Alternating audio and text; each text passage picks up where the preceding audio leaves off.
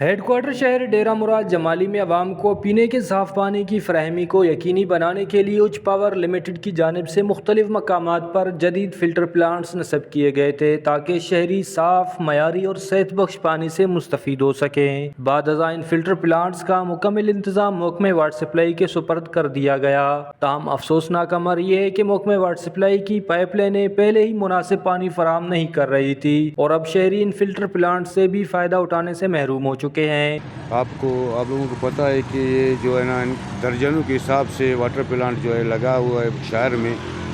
تو یہ میرے خیال 1 مہینہ بھی نہیں چلے، ان کے بعد بند ہوئے۔ یہاں کے جو موالی لوگ ہیں وہ سارا ان کی جو ٹونٹی وغیرہ بھی لے گئے ہیں۔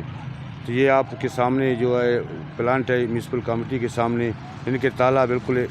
1-2 سال سے کھلا ہوا نہیں ہے، یہ بالکل کٹ لگا ہوا ہے۔ اور واٹر سپلائی کی جو آپ حالت دیکھ رہے ہو کہ ہر جگہ پر بازار میں، نالیوں میں ان کے جو ہے نا پائپیں ٹوٹی ہوئی ہے،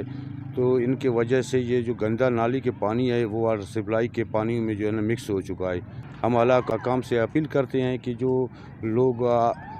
صاحب حیثیت ہے وہ اچ پاور سے پانی منگوا سکتے ہیں، اور جو مزدور لوگ ہیں تو بیچارہ کہاں جائے، تو ان کو جو ہے نا یہی آسرا تھا کہ یہاں پہ پلانٹ لگے ہوئے ہیں، ہم صاف پانی پیتے ہیں، تو ان سے بھی وہ محروم ہو گیا ہے۔ سالوں کے حساب سے یہ کھلا ہوا نہیں ہے، تو برائے مہربانی ان کے جو ملازم ہیں ان کو پابند کرے، اور ان کے جو جتنے بھی ٹوٹے پھوٹے چیزیں ہیں، ٹونٹی ہے، ان کو مرمت کرے، ان کو اسٹارٹ کرے۔ شہریوں نے حکومت بلوچستان، ڈپٹی کمشنر نصیر آباد اور محکمہ پبلک ہیلتھ انجینئرنگ سے مطالبہ کیا کہ غیر فعال فلٹر پلانٹس کو فوری طور پر فعال کیا جائے، شہر میں صاف پانی کی فراہمی کے لیے جامع پالیسی ترتیب دی جائے، فلٹر پلانٹس کی دیکھ بھال، صفائی اور باقاعدہ مانیٹرنگ کا نظام بنایا جائے۔ کیمرہ مین معشوق رند کے ساتھ ریاض بلوچ، وش نیوز، نصیر آباد۔